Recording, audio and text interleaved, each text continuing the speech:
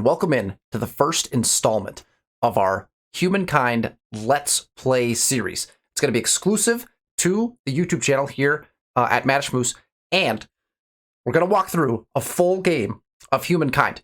This video, our first installment, is going to cover setting up the game, just to give you an idea of what that looks like and kind of the options that you have in front of you, and then get through, hopefully, the Neolithic Era.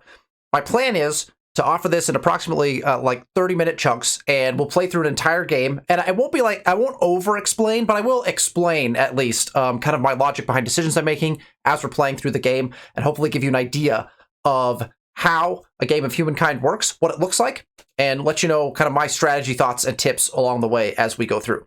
So let's jump in to Humankind. All right, we're going to start right from the get-go, right at the opening screen. Okay, so starting a game of Humankind, we're going to go to play, and I'm going to start up a new game. Now, one of the first things you'll want to do with Humankind is you'll want to create and connect your games together account with Humankind, because what that allows you to do is what I think is one of the more fun features of Humankind, which is download avatars from other players and put them into your game. So we're going to play a game. I've got some avatars selected, some members of the community, but also some fellow streamers that are going to be in our game. And all of their personalities are completely set up the way that they want them to be set up. So they get to choose different perks and different things that their AI persona gets. So that's a pretty cool feature that you have. So I've got it set up at 6 competitors, and that's because we're doing a normal map. So here's the first option you have. You get to choose your map size. Normal is just their standard 6 players, so I chose 6 players. We'll go with that. I actually prefer playing on the large map because I don't know, there's more to explore. It's a little bit more exciting. But let's play on a normal map for this particular one, and then you've got a lot of options. I almost always choose custom because I like to customize the map. I won't go through all of these in depth, but standard climate I kind of like. You can put it on random, it'll change the map a substantial amount. I like 70% land percentage because I like there to be a good chunk of land, but still some ocean to get around in as well. We're going to go with 4 continents. This, I think, is one of the most important choices as you're setting up a game of Humankind. The number of continents will determine how clustered everyone is or how far apart people are. If you set it for, let's say you had 6 players and you set it for 6 continents, it will almost always start all of the different cultures on different continents. And so that's a way to, if you're not looking to do early wars and things like that, you could set it for more continents, get your own little plot of land and kind of just play the game. If you're looking for more of like, I want to be next to people and interact and maybe do some war and stuff like that, set the continents for lower. We're going to have 6 players. We're going to set it for 4 continents, but we're also going to turn on the New World feature. I like playing with New World on, and what the New World is it means that there will be a continent that is completely unsettled at the start of the game. And so you'll be able to go and discover this continent, and then it'll be something you can settle later on in the game. So that's something to think about putting on. Now, something to note is if you have it set for 4 continents and you turn New World on, then one of those continents is the New World continent. And so you will not be able to have anyone settle on that. So really we're starting with 3 continents for our 6 players plus the New World continent, okay? I like to go island odds at standard. Islands are okay in Humankind. They give you something to settle, but they kind of lean towards certain types of cultures, the harbor-based ones, which is fine. If you're going to play a harbor-based game, you might want to turn island odds up a little bit. I'm going to put it on standard. I'm going to skip down to continent spread. This one I think is another important one. So if you put it on chaotic, the distance between continents can be random. And that might be fun on a game when you're not playing with New World, but on a New World game, I always suggest that you leave it at regular, because if one person starts on a continent that is directly adjacent to the New World, and the New World ends up very close to them, then they can cross over to the New World really, really quickly, and it gives them a huge advantage. So I like continent spread on regular, especially for the New World one. Continent form on chaotic is actually kind of fun if you want to play that way. We're going to keep it on regular for this particular game, but the chaotic one really does give you some unique and interesting features and shapes. I go lake odds and size average. I like to play rivers at many. The infrastructure basis in Humankind favors rivers a great deal, and so if you want to be able to take advantage of that to a great deal, I like to have lots of rivers. So we're going to go many rivers. Ridges and cliffs, average, elevation, standard. Again, you can change those if you want more variation in your terrain, but it does make it much more difficult to traverse and get around in places on the map. We're going to go abundant on resources. I like having lots of the resources. It just makes the game a little more fun and exciting to find those and discover them. And then this is another big one. One of the new features that just came out is how the luxury resources will be distributed. These typically had been in a clustered format where a lot of the same resources would be together on a map, and then you ended up with some territories that just had nothing, some continents that even had no resources. You could go with a more natural distribution, or you can go with the spread distribution where it's evenly spread out. I'm going to go with spread just because I'd like to see a more balanced map across the board. Particularly if you're going to play a multiplayer game, I think it's very important to go spread on this particular feature because you don't want to give one player a huge advantage by them having all the luxury resources. And in Humankind, the luxury resources really do play a major impact in that. So there's all of our first kind of choices. We're going to play on normal speed. I really think the game plays really well on normal speed. I think fast and blitz are probably a bit too fast, and a lot of people will tell you that slow is actually a really good way to play the game. It just happens to balance stuff out really nicely, so you can kind of mess around with that as you see fit. We're going to go with default end conditions, but with pollution turned off. I think the pollution ending is kind of weird, and I prefer not to have to deal with the consequences of the pollution, so we're just going to turn that off. Again, that's a relatively new feature as well. For difficulty, we're going to play on Empire. So Metropolis is your base difficulty. Metropolis is your base difficulty. Nation is a step up from that, and then on Empire, you'll see they'll maximize their fame gains, and they'll receive a bonus if they fall too far behind. So in other words, if you're starting out really well, the AI will get some bonuses in order to catch back up to you and keep the game competitive as well. So we're going to play Empire difficulty. I'm currently running on stream at twitch.tv/MadishMoose. On Fridays, we're running a Humankind difficulty game right now. It's challenging. Humankind is definitely a challenging setting. We're doing pretty well. But we're going to play this one on Empire just for the sake of that. We're going to not have peaceful mode on. If you really don't like going to war, you can turn peaceful mode on, and that will keep them from declaring war actively on you, which can be nice if you want to play that way. So that's how you set up a game of Humankind. I think we're ready to go. And so what I'm going to do is press the start button. I'm going to let the opening cinematic run. And then what we'll do is we'll run through the Neolithic era and kind of get prepped and ready. Hopefully we'll have enough time to get prepped and ready to move up into the ancient era by the time we are done with stream today. The start of a Humankind game is some of my favorite times in Humankind. I love the Neolithic era, so I'm excited to play through it here with you. Let's hit start and we'll let the cinematic run.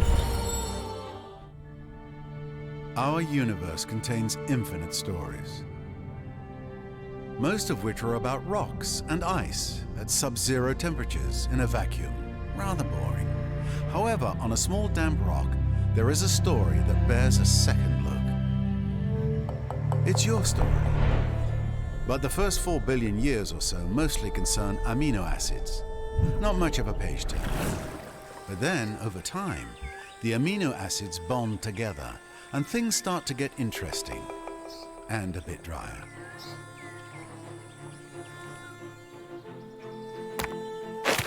A certain subspecies of hominid discovers that you can do more with a sharp rock than annoy your little brother.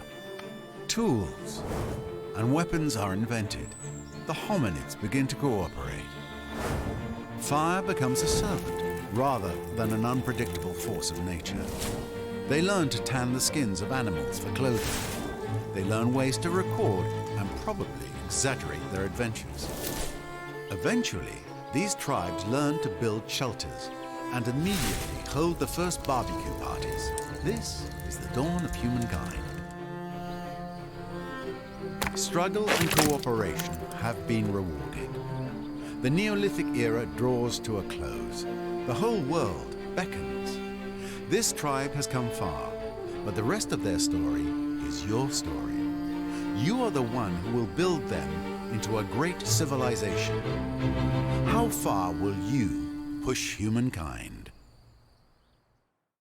The race begins.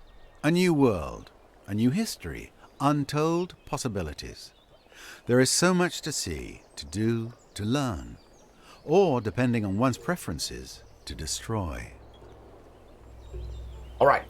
Chat, the narrator in this game is quite funny. I enjoy his commentary most of the time. Sometimes he gets repetitive, but it's really funny. All right, so here's our start. I love where Humankind starts us for a 4X game, right? We start with, we're just a tribe of people. We have to explore the land, we have to figure out what's around us, and we have to choose where we're going to settle first. We have lots of options about where to go. Here's, we have a fascinating start here already. Number one, we're on a river. That's huge. I love being on a river. Again, lots of the infrastructures in Humankind are river-centric, or at least some of the best infrastructures in Humankind are river-centric. So we've got a beautiful river. We've got some nice areas for some potential harbors tucked away in here, which is good. And some people disagree with me on this particular point, but we have horses in our potential opening territory. And I personally think that horses on your opening territory set you up for massive success in a game of Humankind. So I'm very excited to see this start. We also have a mammoth directly next to us, which we can't fight right now because we don't have quite enough people to do so. We want to wait till we have 2 units together to fight a mammoth, but that can be very potent to get a mammoth kill early, and so we'll probably try to circle back to that. So what I'd like to do is make sure that we explore this first territory. Now, if this territory didn't look very promising, we would want to get out of it as quickly as possible. But for the purposes of what we're seeing here, this looks like an amazing territory. And in fact, this spot right here looks like an amazing potential settle spot.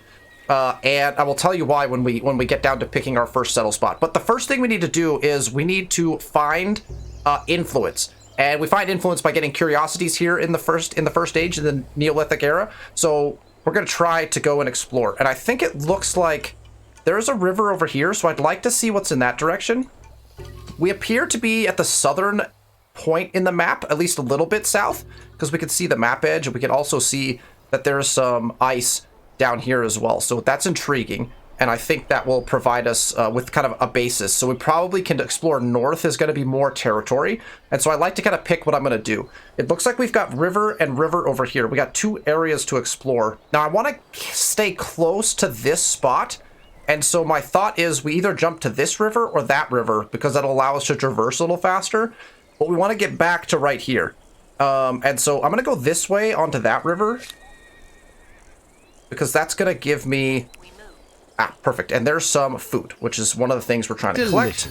We're going to grab next that. Time, it might be better. Ooh, and it was a 15 food as well. That is the best amount of food you can get out of a curiosity early in the game. And that'll be our turn. Like, that's turn 1, right? And we've got... Oh, wow, this extends out a long ways. Okay, so this is a large territory here.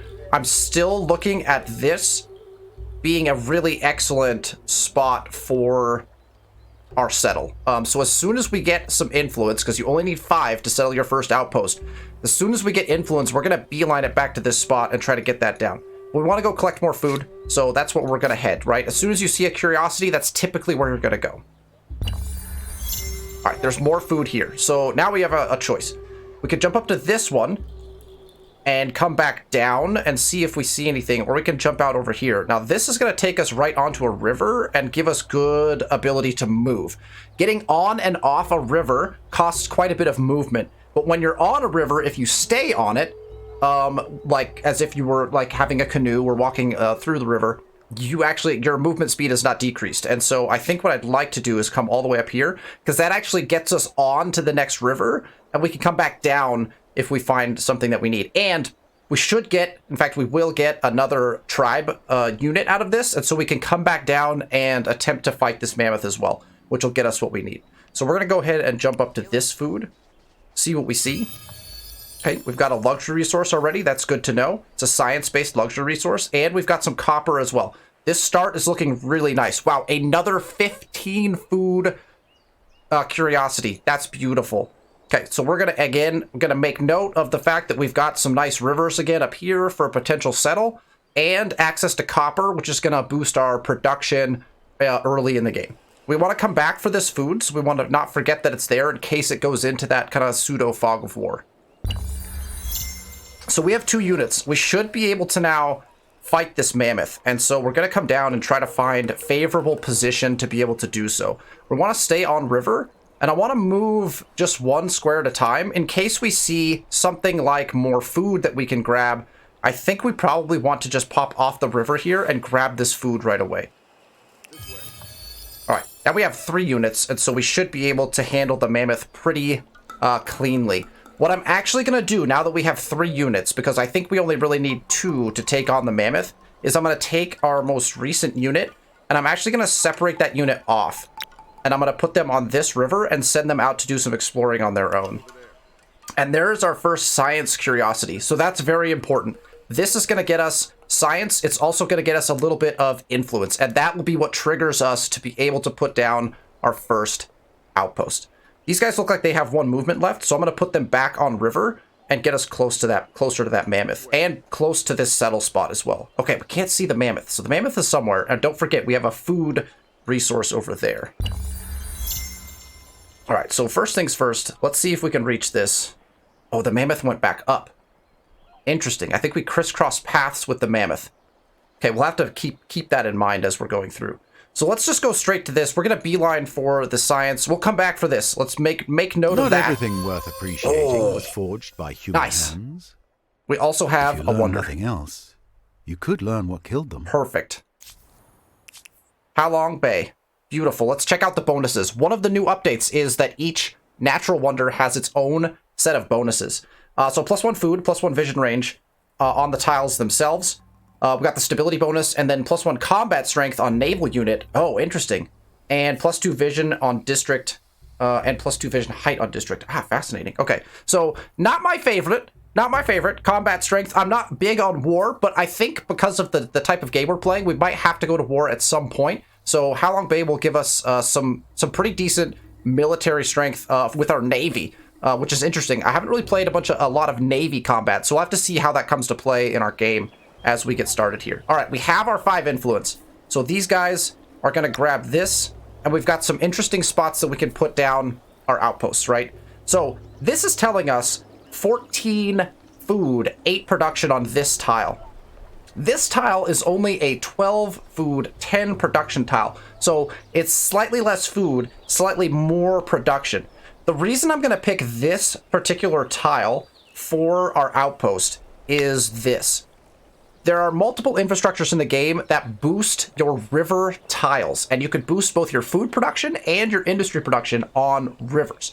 And so a tile like this one has 1, 2, 3, 4, 5 rivers around it, automatically exploited by the initial administration center, right? Now, we can exploit river tiles additionally by building further districts on top of them, so that doesn't have like an immediate, like long term, you can get exploits out of all of these rivers. But if you want immediate bonus, once you build those infrastructures, you could just put your administrative center along the middle of those rivers. Now, again, remember, it was telling us right here, 14.8 is probably our best spot in this particular territory. And that is just because the immediate yields you gain without any infrastructure bonuses are highest there as far as food is concerned. And the game usually prioritizes food over industry when it's telling you that. So we could put it there, but we only have 1, 2, 3, 4 river tiles around that particular tile, right? And so rather than the 1, 2, 3, 4, 5 that we'll get if we go here, I think that having an extra river tile would be a really nice bonus for us. And so I'm going to settle us in this little nook with the river all around us, because that's going to get us a quick and easy access to a lot of really good river tiles later on. We've got another potential settle, like a couple really good river tiles up in this territory. And then this one we'll have to see where the river ends up. But I think for the case of this particular one, and I think what this will probably end up being our capital, because these are really, really nice yields, I'm going to go with the 1210 to get us started here. All right. Rockbat is our first outpost in the game, and we have a deer that we can go and hunt after this, which would be great. And don't forget, there's also that food curiosity over there as well. So we've got a territory really close to us, actually. So that's interesting. So we have a separate continent right next to us on this particular map. Fascinating. These guys are going to travel back up here because there's a food curiosity on our next turn. So let's move on to there. All right, somebody else has found Kilimanjaro. So we have wonders being discovered. Oh, perfect. This just showed up, that's brilliant. We love that. So we'll grab that. We'll get some more influence as well as science. One thing that I will say that I key off of very keenly in the Neolithic era is these science stars. If you get to the 10 science stars in the Neolithic era, you will get to choose a legacy trait for the Neolithic era. Now, they are pretty important in my opinion, and so usually, regardless of what I'm doing, I won't move out of the Neolithic until I hit that 10 science in the Neolithic era. There are potential spots where maybe you're taking far too long to get there, and you might want to move up early to grab a really good early culture if you're going for a particular type of game. But most of the time in the Neolithic era, I'm going to wait until I hit that 10 out of 10 science stars to get access to that legacy trait, which I'll show you when we get there. All right, we're going to grab this food. Oh my gosh, another 15? We're getting really lucky. And look at this. Oh my gosh, that's beautiful. Look at this little inlet right here. What is this beautiful little thing? That is a beautiful feature. I love the beauty of the map in Humankind is definitely a sell point for me. All right, we've got our mammoth. Our mammoth is here. I think we're prepared to fight the mammoth. What I'd like to do first, just in case it gets us an extra unit, is let's go and check out this urgent affair, this event that is happening. A world aflame. In the distance, a thin cord of smoke cuts up into the clear blue skies. Fire. Calling a few tribesmen, you run closer. The smell of cindered bark and burning pine grows stronger with each footfall. You spy dancing flames and suddenly find yourself at the edge of a settlement on fire. Many of the structures are ablaze, and even with the smoke and flames, you can see these abodes are marvels of craftsmanship. You are about to direct your men to put out the fires with loose soil when you see a short, shadowed figures running away. Youths. They could become part of your tribe if you give chase now, but that would mean losing the secrets of construction. What is your choice? Okay, so we have a choice now. And I love these events in Humankind. It's one of the things that I feel sets this game apart from other 4X games, and I love the different decisions you get to make as a result of it. And later on in the game, as you make these decisions, they can also have consequences, which is super fun. So we could chase the youths and get an extra unit, which I think is pretty important here in this game. Or we can get minus 25% on city defense research costs. So that's city walls, basically. That's the initial kind of defending, kind of war-oriented research part of the science tree. So we haven't met anyone yet. There is probably and almost assuredly going to be someone on our continent, so that might be useful for us. And in a Humankind difficulty game, you might even choose something like this to boost your research on walls and some of your initial military-based techs. However, I really like getting the extra person, so I'm going to go ahead and grab the extra person, especially since we're about to attack a mammoth. All right, so there's our extra person. We should hopefully... I don't know if we can actually bring them in. Let's see if they can actually be a part of the attack. Okay, they can be a part of the attack, but I don't know if they can be a part of the attack if we bring them off the river. I think we could beat this guy with just one, and then this guy could go out and do other things. So I think what I'm going to do is we're going to run this attack. I like where we're attacking from, because we're... He's probably going to end up off river, though. Let's just see what happens. I'm going to attack with just this group, and we'll see what we get. Okay, we're going to manual battle. This is another part of Humankind that people really, really enjoy, is the battle system, the actual art of war within the different pieces of the game that you get to play. It kind of opens up a mini game. It's much more interactive than a lot of 4X games, and so it's pretty fun. You got to take advantage of terrain and different things like that. So we're hoping that the mammoth ends up on a river somewhere, because that is a bad deal for him, and then we can probably attack him from not a river, which would be the best possible scenario for us. Likelihood that he stands on this tile is pretty high, because that's the best defensible tile in his range. But we're going to stand on these two to start with, just to hope that he's maybe right here. Okay, so he's moved over. He's still on river. That's actually pretty perfect for us. We're going to try to bring our guys actually off of river because of that. So we're going to jump over here because it's a more defensible location. And will give us a better option for attack. So I'm going to jump these guys over here. And then we're going to try to jump these guys. I'd actually like to get them up to that tile if we can for optimal attacking purposes. So I'm going to jump them over here to start with and hope that he doesn't attack down onto this. We're on forest, so that automatically gives us a little bit of a bonus. And then we're going to go ahead and attack the mammoth from this side, because he's, again, on river. So you can see up in the top corner, up in the top there, he has 14 combat strength, but he's -3 because he's on a river, right? So we have the bonus there to get us a little bit of extra attack strength. Get them. All right. And then these guys, should we attack? Yeah, I think we'll run an attack with these guys. That's going to damage them quite a bit. But we get the -3 for being on our river, and he's got the -3 for being on his river. But we just want to keep kind of bringing him down. So now it's his turn. So the AI did a smart thing there, right? He moved off the river to get rid of that -3 bonus. So that's what we were trying to do, is take that square so that we would not be, you know, part of being attacking off of the river. So this guy's going to have to come in. I like getting around a unit. See, we get the +1 from friendly units if we're right next to each other. And so we want to try to grab that bonus if we can. And I think we'll be able to beat this mammoth here without losing a unit. The question is, can we attack here? No, I think we die if we attack here. So I think we just fortify this and hope that he doesn't get a really good attack off. We can also back our units up a little bit, but I think we're just going to end round. He might kill one of our units here. Oh, perfect. All right, and we're still alive, and so we should be able to run this attack and end the mammoth. Oh, we did lose a unit, though. Man, that's frustrating. Okay, well, so it goes sometimes. If we could have added this unit, which we might have been able to, I just didn't want to take that risk. I think we could have won that, but man, we lost a unit in that, which kind of sucks, but okay. We didn't get any spoils either. Why is that? Oh, did he not die? That's very confusing. All right, let's get this guy off and running. I thought that mammoth died, but I guess he did. That was not worth it at all. We did not get any spoils for killing that mammoth. Huh. That's interesting. We didn't get food, we didn't get influence, we didn't get anything for that. That's odd. I've never seen that before. Almost always get something for that. Alright. Well, let's go collect some more curiosities. By building an outpost, all right, our outpost is done. Territory is this easy. The trick, of course, is keeping it.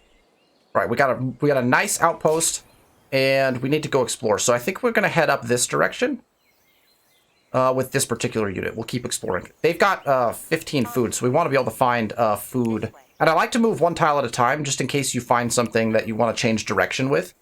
This one was a pretty straight path, but we've got some nice land around here with the mountains that have the really good production. All right, these guys are pretty damaged, so we're going to try to keep them in our territory for a little bit of extra healing. But let's jump them down here to grab the science, because that's important. And then what we want to keep an eye on is we have 10 influence now, and our next outpost is going to cost, let's see, if we have anyone in this guy will tell us that our next outpost costs 20 influence. And so as soon as we get the 20 influence, we want to make sure we put down our next outpost. Because as soon as you put down an outpost, it starts gaining population, right? So that's the goal, is to do that. So let's go ahead and grab more food. We'll try to grab, oh my gosh, another 15. That's huge. And we'll try to grab this food as well with this same group, because we want to keep our food options kind of together. Like, stack that food into additional units. So these guys, I think, we're just going to kind of keep in our territory as much as possible to get that healing done. All right, let's end turn. All right, now we have food in 3 locations. I think we could probably actually collect this food with this group and then move them north. We'll collect this food here, and we'll see who then needs it more as we move our units around. So let's come back and grab this. That was just a 5 food one, so not a lot. And we'll go ahead and get them on river so we can traverse them further next turn. These guys we're going to go this way with. This way. That'll get us another unit. Again, we could probably try to fight a mammoth if we can find optimal like location for that. And we're going to move out this way to explore our territory a little bit more. So we actually own all this already.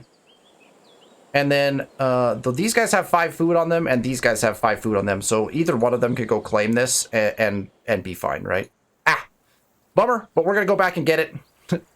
Take us back here. We'll see what we see. And then we'll probably just scoot them back in this direction again. So not much movement happening there, but the science is going to be worth it. All right, let's keep these guys moving up. Onwards. Okay, another river. That's good. And we haven't met anyone yet, which is quite interesting. I'm going to go up here for high ground. Perfect. And grab another science. We're now at 9 of 10 science. So we are close to being able to snag that 10 science star and get our legacy trait. We also are at 20 influence. So we're going to want to check on where we're going to put our next outpost down.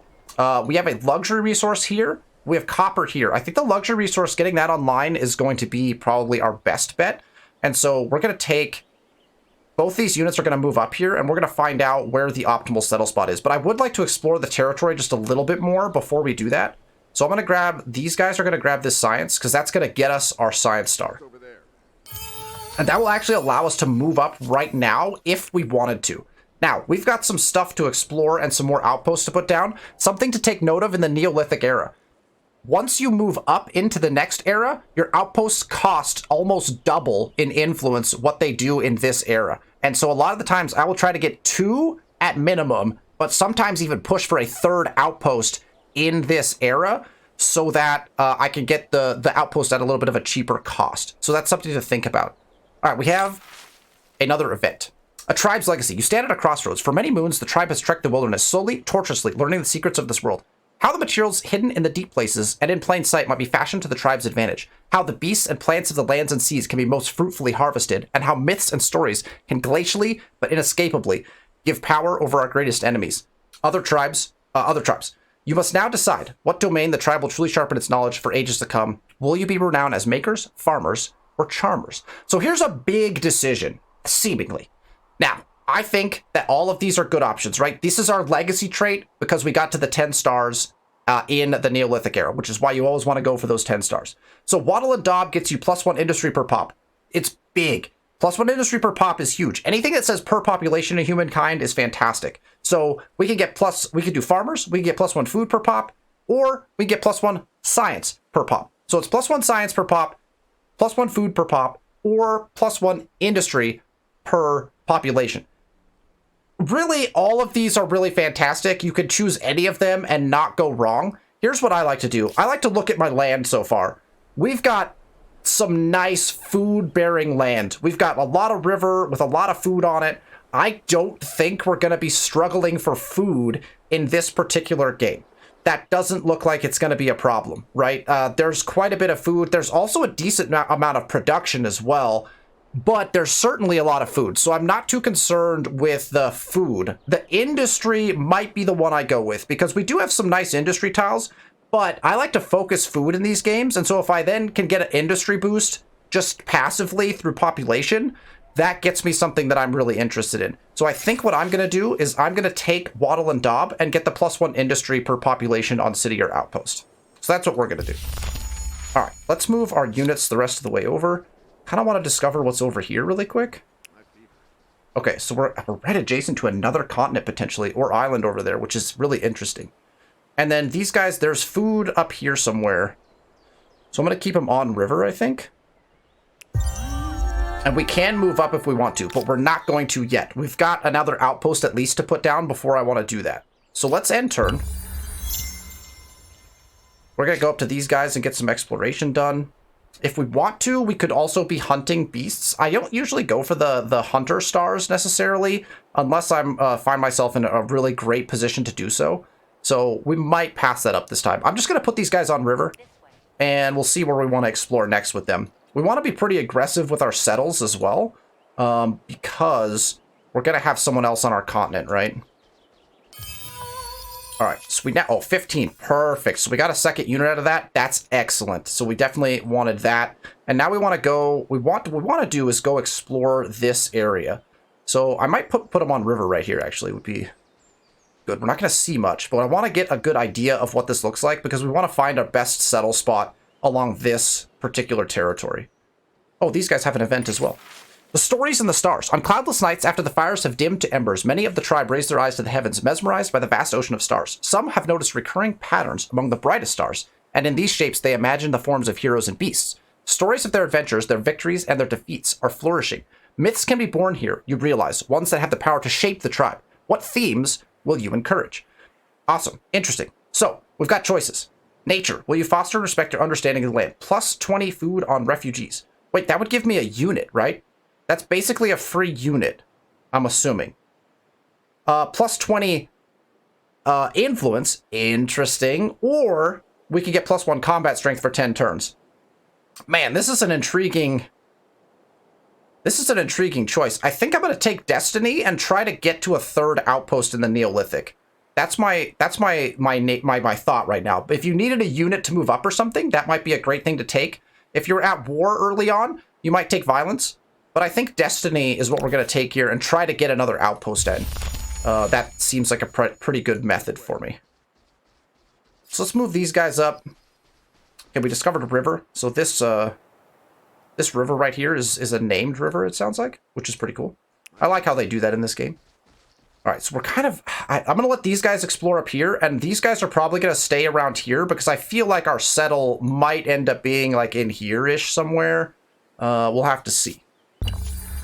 All right, we're coming to a close on the Neolithic Era here, and we know that because a bunch of people just moved up.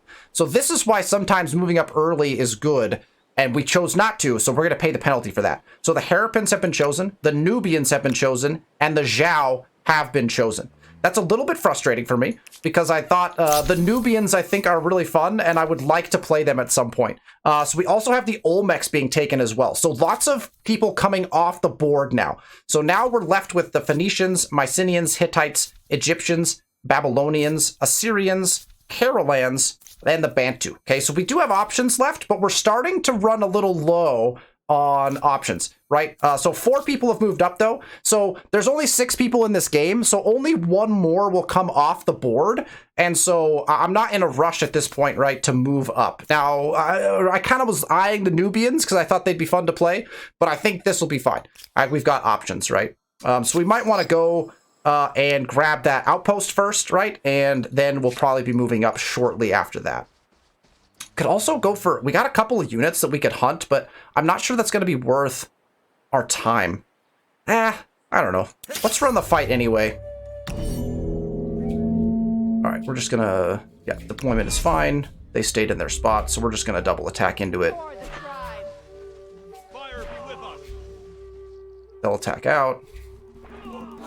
That was probably a mistake because they left their forest tile. We are not spirits. And we'll go ahead and get the kill on the deer. It's going to net us some food. 5 food, 5 influence, so not bad. And we now have explored this area. Okay, so that tells me, yes, our settle in this territory is indeed going to be down here. So these guys can now place our outpost down. So we want to probably, again, be looking at river and see how we can optimize our river. That's a 10-6, which is pretty decent. And I think that's probably where we're going to end up, is somewhere on this river. Now, we don't want to be too close to our other city, because that doesn't get us much in the way of like being able to spread our districts out. So I think that this 10-6 is kind of an optimal location. It gets us access to this river tile as well. So that actually gives us 1, 2, 3 river tiles. And we could get 3 or 4, actually, if we go here. So this could be another really nice spot. But it's just a little close to our own territory. So what I think I'm going to do is go with the 10-6 to start us off and keep our production at least moderately high. And it'll get us access to some river as well. 1, 2, 3, 4 river tiles, actually. So it's about the same. 5 river tiles if we settle here. So I'm going to go right here. Now, unfortunately, we are adjacent to a nasty piece of land eventually. So we've got some sterile terrain here, but that's fine. All right, these units also have... How much food do these guys have? 10? So we might want to swing these guys back around to grab this food. Possibly. The other thing we want is for these guys to find food. Perfect. We're just going to go grab this. We're going to get the extra unit. And we're really close to needing to move up at this point. Now, we do have 30 influence. And it takes 60 to get our next outpost. So we're probably going to press on to that before we move up. Let's continue these guys in their northerly trajectory, because I want to see what's going on there. We could fight this mammoth at some point as well. Okay, we got through 10 turns. It's been plenty of time. I don't want to go too deep into the time for each different one of these particular entries into our Let's Play Humankind. So we're on the edge of being done with the Neolithic Era. We're probably going to play just a couple more turns, try to get 1 more outpost in when we kick off the next installment of this. We got some food left to collect to optimize our units. And the reason we're not in a rush, right, is because we haven't met anyone yet. We don't need to move up. It looks like we're bordering someone over here, so that's interesting to note. So someone on another continent possibly is bordering us over here. That looks like Plosif in the green because we know who it is from the colors we picked at the beginning. And I think we have opportunities to kind of sit in the Neolithic era a little bit extra. Normally, you probably would not sit in the Neolithic quite this long, but I like the Neolithic, and so I'm going to play it out in the Neolithic a little bit more. So, for this particular installment, that's where we're going to leave it. Thank you so much for tuning in.